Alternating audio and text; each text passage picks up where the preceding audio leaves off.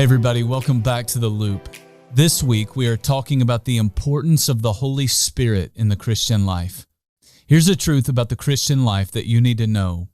We cannot live out the supernatural call of God on our lives if we don't have His supernatural power at work in our lives. This is why so many Christians struggle to overcome things like habitual sin.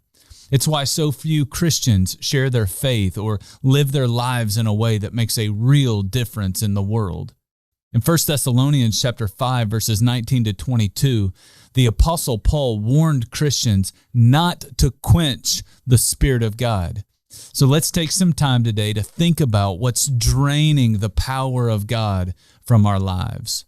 The Spirit of God is using His power to help us become more like Jesus in at least two ways.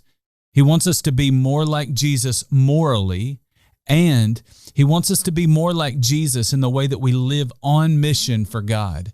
We cannot do those two things without His power at work in our lives.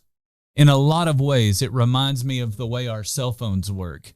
If you have a lot of apps that are open on your phone, the cell phone will drain the power out of it. You need to kill all of these apps in order to preserve the power of the battery in this phone. I think the same is true in our lives. When we are doing a lot of things morally that we shouldn't be doing, when we have a lot of things that are going on in our lives that are competing with the mission that God has given us, it drains the power of the Holy Spirit right out of our lives.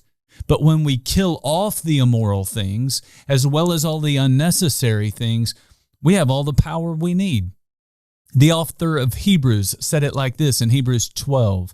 He said, "Let us throw off everything that hinders and the sin that so easily entangles, and let us run with perseverance the race marked out for us."